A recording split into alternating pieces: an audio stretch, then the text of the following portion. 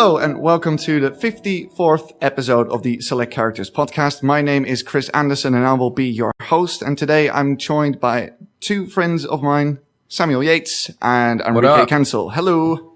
Hello. The Overwatch hype is definitely real. It's only 2 days left. Well, 2.5 for me, but 2 for you. So thirsty. I cannot wait. I've been fiending for it. Just undescribably thirsty. Right? I'm sort of taken aback by how much I want to play that because I wasn't really nuts about it during the beta, but I really want to play some Overwatch now. So I just now pre-ordered it and I'm ready to go. I've downloaded it to my hard drive and I can't wait for Tuesday for me, Monday for you. Let's see. Order of business today. I've got news. We are going to try and talk about video games, but we haven't really played that much. So, let's just jump into that and see what we can do.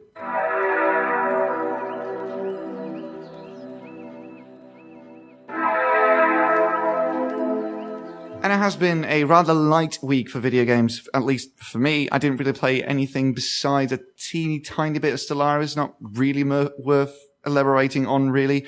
And I'm in the alpha of Elder Scrolls Legends, which is the upcoming CCG from Bethesda. And I'm under an NDA, so I can't really talk about specifics there, but to be continued.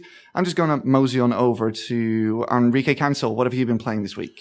I actually binged a couple of games the last few days. Thank God. I did, obviously we played Overwatch last week when it was going on. I've been playing Doom, Uncharted 4, and the Far Harbor expansion DLC for Fallout 4, so I've been kind of juggling those three. But before you jump into anything else, I want to know your thoughts on Overwatch, because you missed that conversation last week.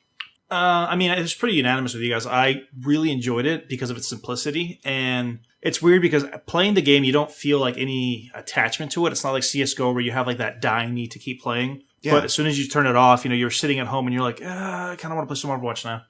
Just jonesing for some Overwatch. Yeah, I think the short length of the matches is really doing that game a favor because you can just jump in and out, no questions asked, and no problem. Yeah, and I think that's probably the biggest draw that it has, that Overwatch is really good in terms of instant gratification. You jump in a match quick, you play a really quick match, you either win, lose, and then there's, you can either stop or keep going. Yeah, definitely. It's been fun. So close to release now. I know, 2 days. I'm excited. Anyway, I want to know more about Doom. So the thing I've been telling people is it reminds me of when I played the Wolfenstein World, the New Order, when that first came out, was like a year or 2 years ago. Mm-hmm. Where it's like this resurgence of like the old school running gun shooters, and it doesn't do anything really complex or groundbreaking, but it just does that classic running gun shooter style so well that it feels really refreshing in comparison to other games that we've picked up lately. Yeah, which is funny, but a lot of people are saying that it's very refreshing, but at its core, its DNA is that of a 90s shooter, isn't it? Yeah, exactly. And I think it's weird because I think it's a weird mix between being refreshing and almost comforting in a way, because it's bringing people back to something that they're all used to because it's something they grew up with. Mm-hmm. Yeah, but Doom does a really good job. And it adds, because you have like whether the Praetorian armor is kind of like what the Doom soldier wears throughout the campaign. Mm-hmm. And they've kind of sprinkled this really cool upgrade system throughout it where you can do special challenges or, kill certain bosses or unlock certain little like treasure troves that'll give you currency to upgrade it. So it kind of it almost has like this Metroidvania feel where you can kind of like search around to try and find upgrades which aren't really necessary, but they help you out through the campaign. Mm-hmm. So, are the upgrades, are there some upgrades that are absolutely necessary, or are they all sort of optional? Can you complete the game without upgrading your suit at all? No, there's some of them that like are mandatory, like there's like a double jump, like for jump boots and things like that. Right. But for the majority, they kind of just, up the damage of your attacks, give you more health, more armor, stuff like that. All right. At least from what I've seen so far. Mm-hmm. I'm only a couple hours in because, like I said, I was juggling between that, Uncharted 4, and Fallout Far Harbor. Yeah. Uncharted 4, man. I've seen some stuff. I know the story. I watched like a cutscene cut of that, and I gotta say, man, the animation, the motion capturing is incredible. It is. Dude, the game just looks incredible. Fantastic, right? The acting's really, really good as well. Yeah, and it's funny because like that's one of those games that you play because you like it as an interactive experience, as bougie as that sounds. It's just the fact that it looks really pretty, and as you're playing it, the gameplay itself isn't really anything groundbreaking because it's still the same was it the cover shooter that it was from Uncharted 1. Mm-hmm. But it has such an amazing backdrop to it, you know, with the frame rate, just the texturing, the lighting, the voice acting, the actual motion capture. It looks like you're playing an interactive movie, and that's actually like the thing I like about it. Yeah, one thing that I noticed when I watched the in-game graphical fidelity, it sort of convinced me that we don't really need an upgraded console yet, because look at how beautiful it is. It looks incredible. No, that is true, but at the same time, I don't know how much of that is just because of the time and in-house work that they did on Uncharted 4, because I mean, that's, from what I've heard, that's a really expensive game for them to make. Yeah. Apparently they work together with some people, and they have a direct line with Sony, so they are one of the few companies out there that know how to fully take advantage of all the PlayStation 4's capabilities. So that probably has something to do with it. But nevertheless, that is impressive. I don't know, for sure. But I think with like the PlayStation Neo or whatever, it just kind of sets the entry bar a little bit lower for everybody else. Mm-hmm. Because it's kind of doing like most of the work for them, giving them all the upgraded tech for it. But back to Uncharted, though, yeah, I mean, the game looks gorgeous. That's one of those games that, like, you know, I'm playing it, and people in the house, as they walk by, they'll just sit down and watch me play for like 30 minutes to an hour at a time, just because, you know, it looks gorgeous to them. Yeah. So, yeah, man, like I said, I'm having fun with that. And then Far Harbor for Fallout 4 is surprisingly fun. It's a lot like, I guess, what Shivering Isles was for Oblivion. It adds a whole new continent, new area, new things to explore, new armor. And for me, like, the fun part and the lore of the Elder Scrolls games and just Bethesda games in general is the exploration aspect of it. Mm-hmm. So games like Fallout, you know, they get kind of boring after a while once you've, you know, memorized the map. You kind of have to wait until you forget about it to go back to them and really enjoy it. Right. So to have an area as big as Far Harbor, it kind of really rekindles that exploration aspect of it. You know, you're walking around finding, you know, discovering new areas. You know, you see a little house off in the distance and you actively want to go out and see because you don't know what's there. Mm-hmm. Far Harbor also looks completely different from the base game as well. It's like an island off the coast of Maine, if I recall correctly. It does. Yeah, and it has like this cool fog effect throughout the whole game, which is actually really neat.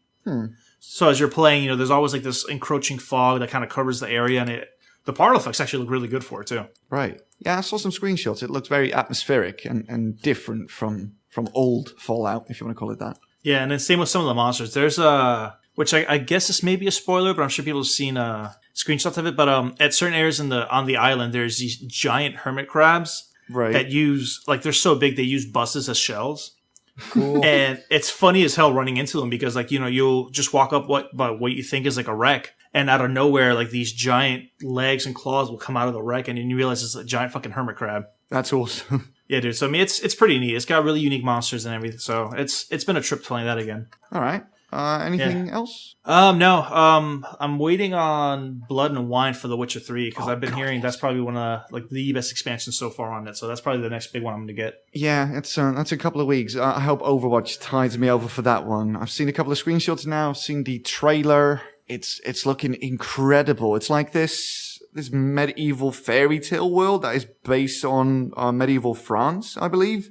It looks very colorful and vibrant. Nothing at all like the base game, which I was kind of like, there's a really big like abrupt change from like what we're used to. Yeah, exactly. And apparently it's going to be sort of paced like a murder mystery, like one big Witcher contract. We have to research stuff and stuff like that. So I'm looking forward to that. I can always use more Witcher 3 because that game is still fantastic. And I'm glad that they're adding another 20 or 30 hours to the game now. Awesome. Mm-hmm. Damn, that's a big one. Yeah, it is. It is. The 31st it comes out, and I can't wait for that. Yeah, so that's the one. And I guess the Alien Hunters DLC for XCOM 2, so it's fun enough. What's in it? What does it add?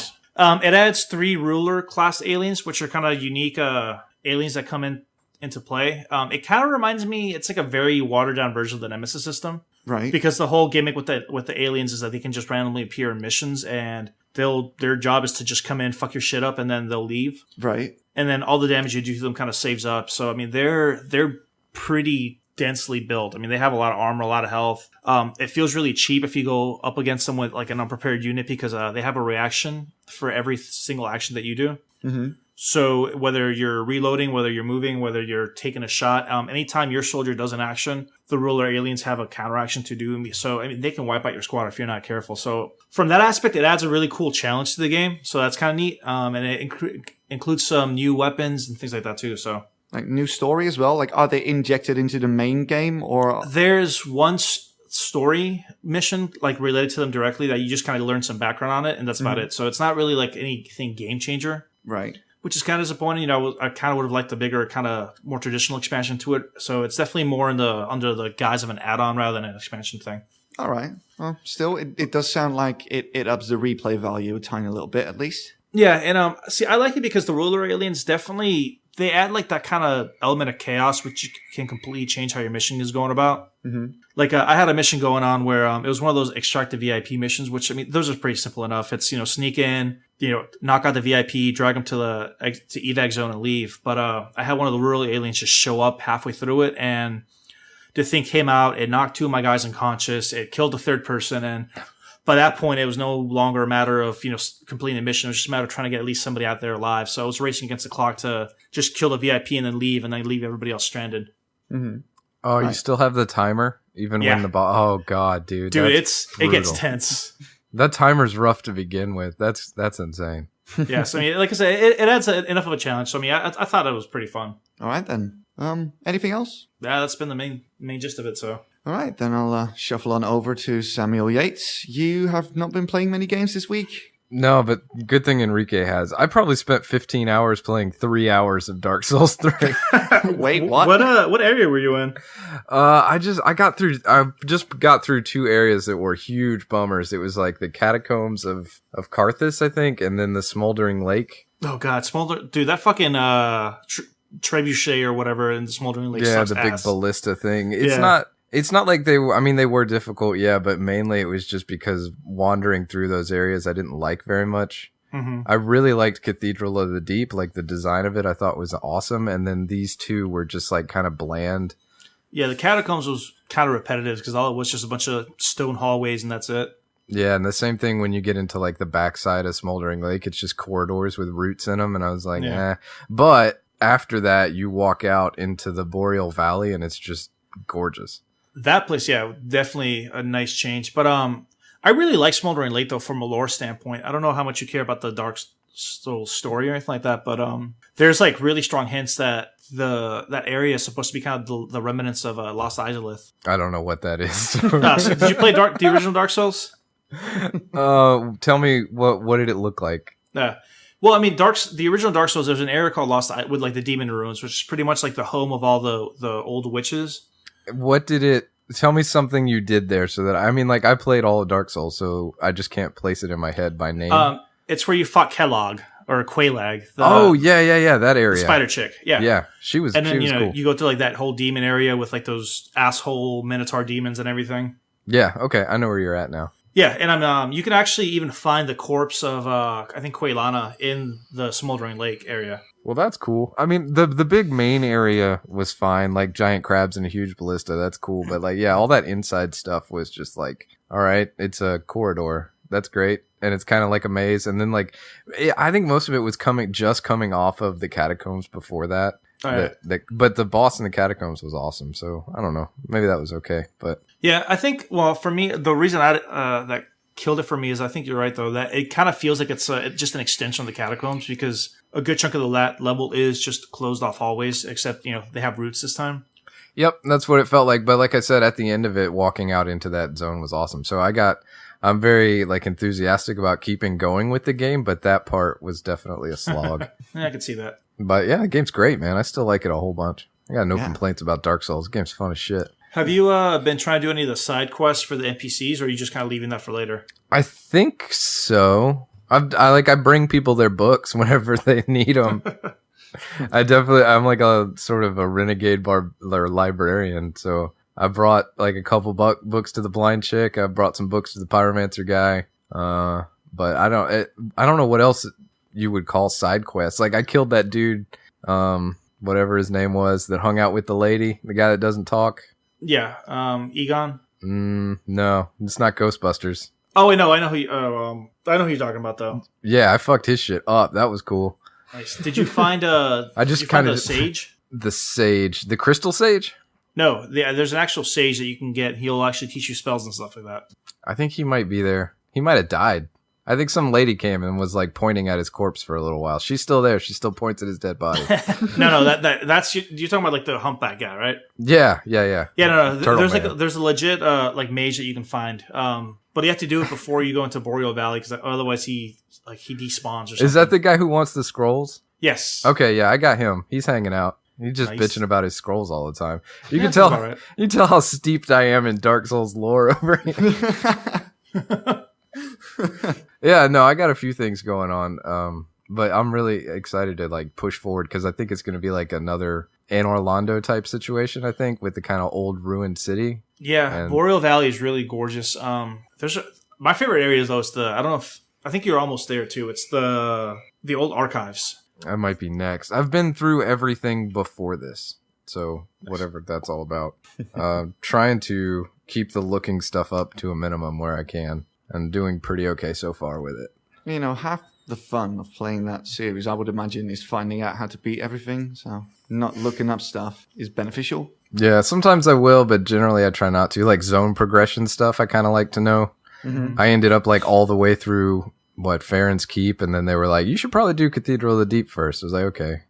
Dude, I completely missed Cathedral of the Deep, to be honest. Well, I actually didn't find Cathedral of the Deep until I reached Boreal Valley, and it turns out you can't progress unless you finish Cathedral of the Deep. Oh, interesting. Okay, so then you're basically going to have to at some point. Yeah. Yeah, I went all through there. That zone was probably my favorite so far, I think. Yeah, that zone was my favorite so far. I could say that pretty easily. Yeah, you committed to that now? Yeah, I think so. No backseat. It's cool. It's all like nice and vertical. There's like a lot of stuff to check out in there. Good enemies to fight. All right, then. Dark Souls 3. I hear it's pretty okay. It's better than okay. I wish they would have spread those 2 dungeons out. But yeah, game's rad. Game's rad. Preach it, brother. I will. That game is rad.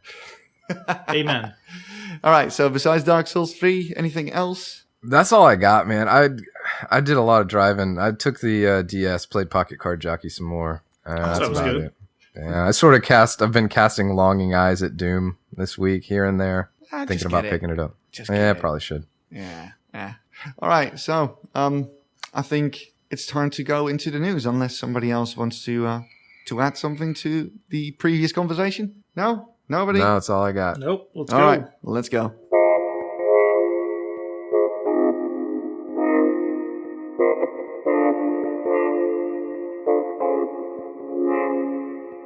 So, news came out of Microsoft and 343 Industries this week, and the Halo 5 Forge mode, which is a mode that allows you to create custom maps and modes, is coming to Windows 10 exclusively.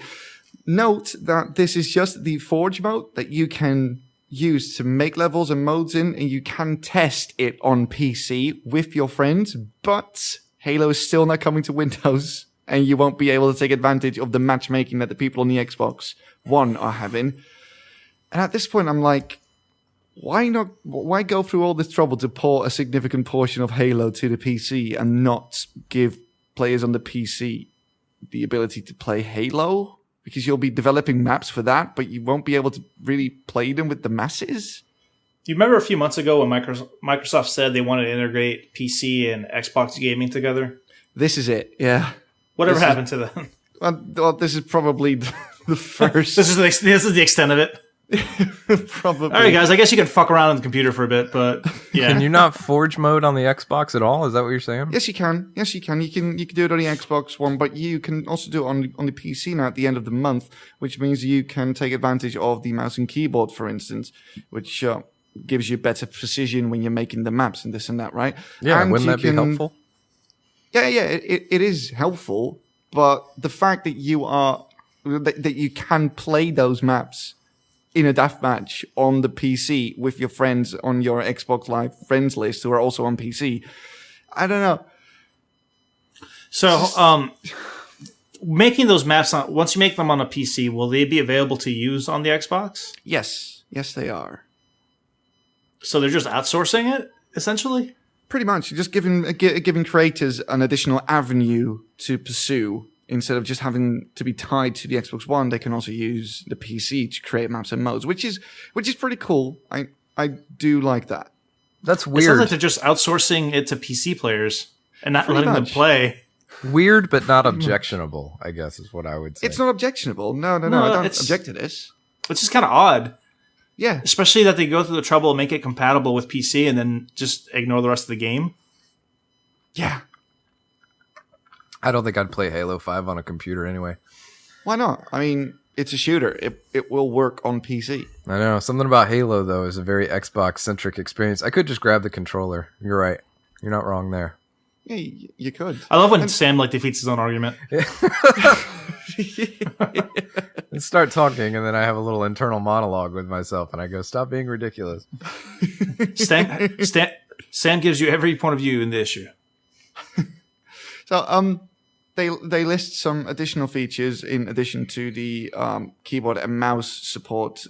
You can use, or you can create maps in HD or full HD or what is it, Super HD? They call it 4K or something like that. Up to 4K is supported in the Forge mode, which is kind of cool. I mean, Xbox One players won't be able to take advantage of that because 4K, but you can do it on the PC for some reason. Nice, I guess, to not be able to play it. It's and cool. They said something about collaborating with your friends on making maps as well. So there's probably going to be an option in there to work on maps simultaneously. This is conjecture at this point, but the way they worded it made it sound like you'll be able to build it with a team of people instead of just you. Which is kind of cool, I guess. Yeah. Neat. So, I mean, are there any major benefits to just the PC crowd? I don't think so. It's just an additional avenue you can pursue with a higher degree of precision due to you using a mouse and stuff like that. I mean, it's a start. Yeah. I mean, is this really... Do you think that this is really what Microsoft has intended when they said, we've got to do more with PC? I don't know. If I was making maps, I'd probably be excited. I bet it's way easier to do with a mouse and keyboard. Oh, yeah, definitely. Because everything is ha. Yeah, but I mean, at the same time, though, like, how many... I have no idea. Like, isn't part of the appeal for people that make those custom maps the fact that they can play them afterwards? Yeah, which you can do. You can play it on PC and you can play it on the Xbox One, but there's no way to play with matchmaking on the PC version. So, I mean, are you actually playing it on PC or is it just like playtesting it? Yeah, it is playtesting it with other people you've got on your friends list. But yeah, it is playtesting it. It's not like an official map. There is no ranked mode or anything like that. You can just playtest it and then push it to the Xbox One if you want to actually play it against other people online. Cool. Next. Yeah, want to go to the next one? Shall we just keep going? Yeah, let's roll. Sure. You might like this.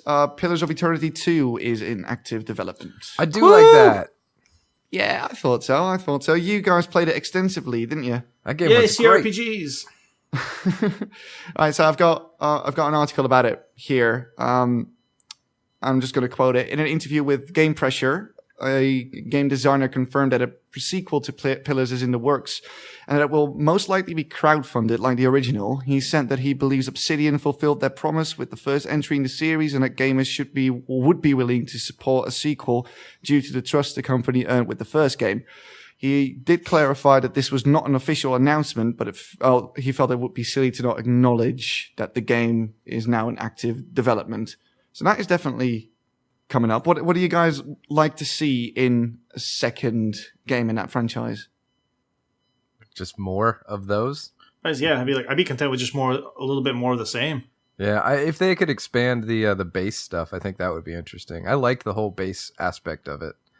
Building up all your stuff, getting attacked, fighting off invaders, and the different VIPs that could come in and stuff, but it was all very simplistic. Yeah, simplistic, superficial, not entirely fleshed out, but I think it'd be cool to really go in depth on that base management stuff. I'd play just that game, just a CRPG base management jam. That'd be a lot of fun, but I mean, more CRPGs, right? Let's keep the resurgence going. Let's keep the ball rolling.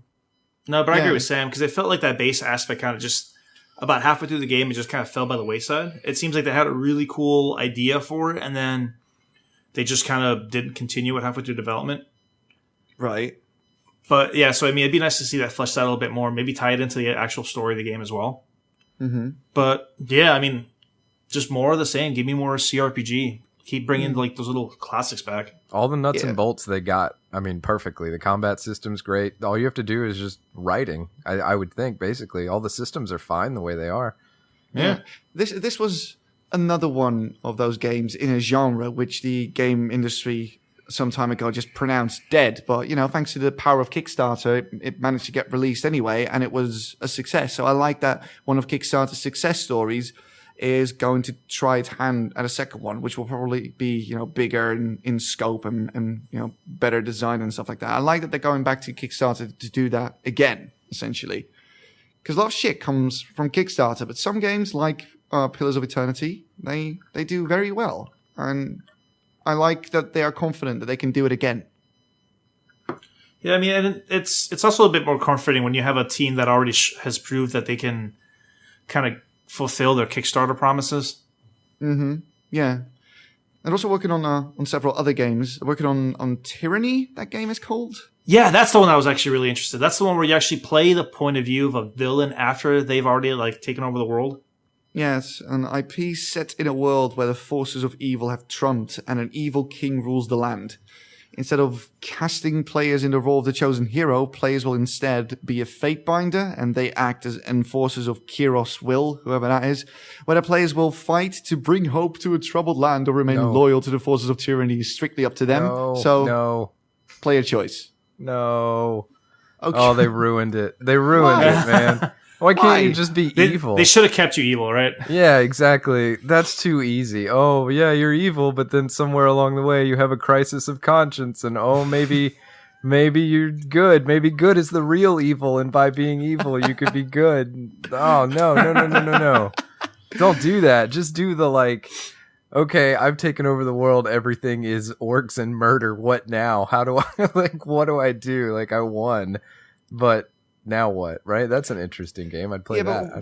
But one of the easiest way to make sure that a player gets invested in what they're doing is make sure that they have a degree of choice over the outcome or certain story branches. So I can sort of see why they're doing it. That's easy. Just a murder slider, right? If you turn it all the way up to murder, you don't get any revenue from the economy. If you turn it all the way down, you get money, but you don't get to kill anybody. It's like that was like that murder hobo argument from D&D. Like, you don't want your party to just kill everything because it's not good for business. It's really not. It's not good for business. Or maybe some of the trappings of civilization turned out to appeal to you, but I don't know, something. But I don't know. That seems too easy, but then again, it's all an implementation thing, right? Yeah, that's true. I mean, I could see why you'd want to have choice to get people invested, but at the same time, I think that sometimes by limiting yourself, you can kind of be more creative and let that creativity flourish. Because I would have liked to see a game where you have to be evil, and then what they could have kind of written alongside with that, rather than have the traditional JK, you're going to have a moment where you can be the good guy. And then, we all know how the good guy story will usually play out. Mm-hmm.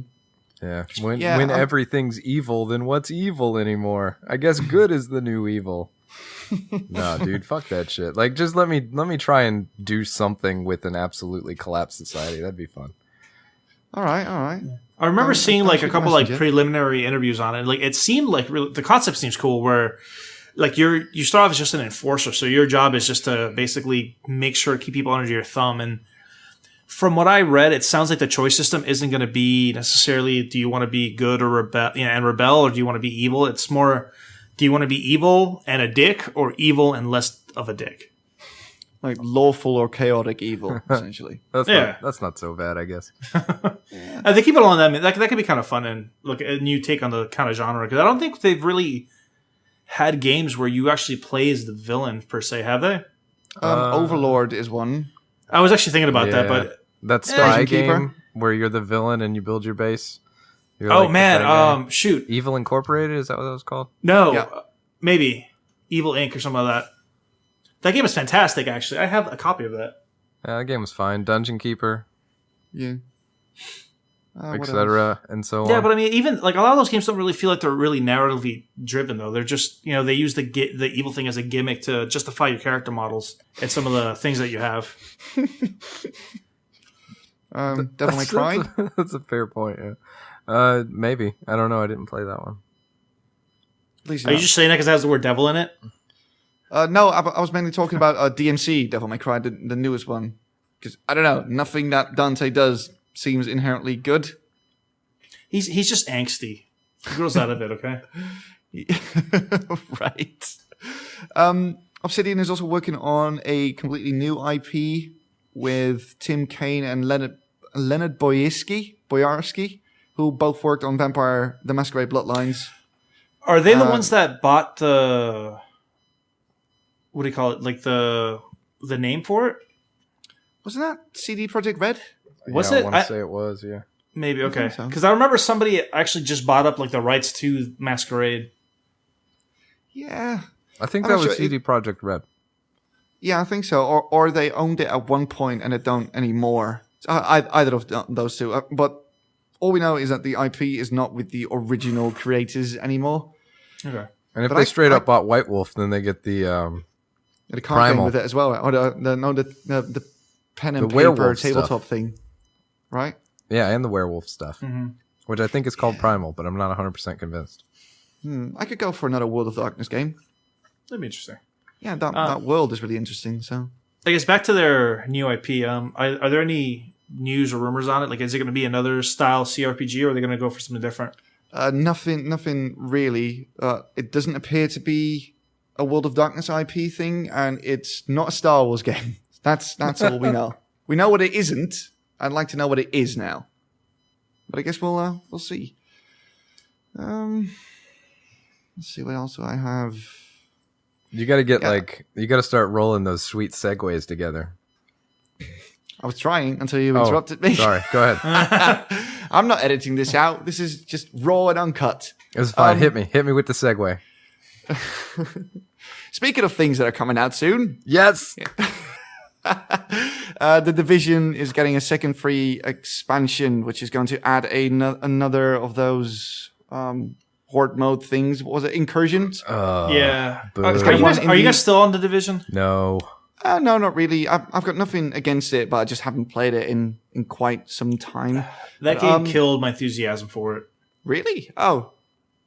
No, not for me. I really, really enjoyed it. I got 60 hours of solid enjoyment out of it, and because I'm not really all that interested in the end game content, I don't care for all the shit that goes on in the end game. It doesn't affect me. So I love it, and I will start it up again when the second expansion hits, which is going to add a incursion in the Columbus Circle in Manhattan, which is I guess. apparently a thing people know. I don't know. It's going to be 4 ladders and then a big room. Yay. There's going to be 3 doorways that enemies pour out of. I like that game. I just thought that incursion was creatively bankrupt. Yeah, it was just a room with an APC that you need to blow up, and it was just an endurance run essentially. It wasn't very skillful. It just had to not die. Yeah, well, I mean that's what I was saying about killing my enthusiasm. And you hit the nail on the head when you called it just another horde mode, because that's what those incursions came off as.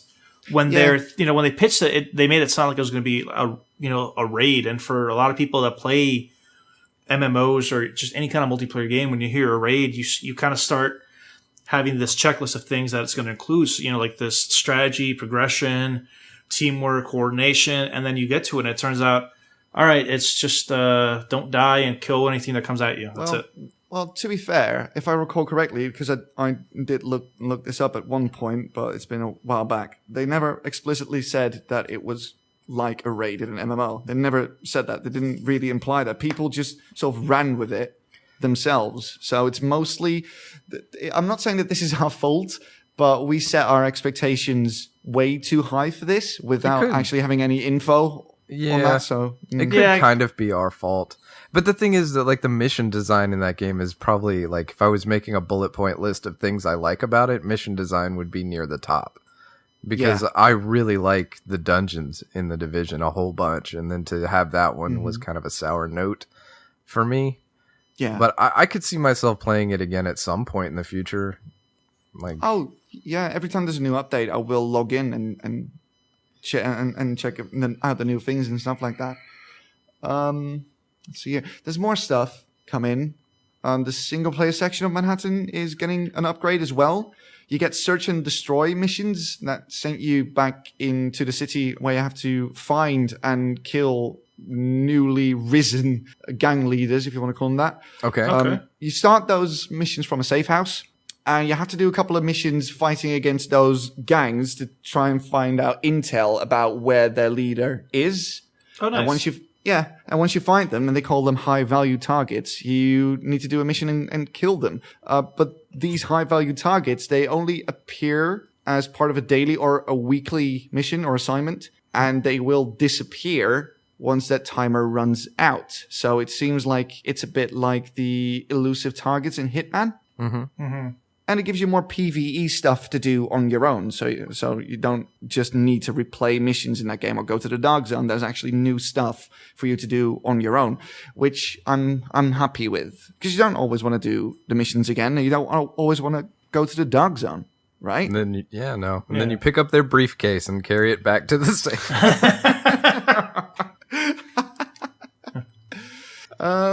There's stuff happening in the dark zone as well. You can hijack extractions, which means that you can just walk up to the rope where people have hung their stuff on, and you can literally cut the rope. Yes. Oh like no. It. Like it a whole bunch. Ah, damn it.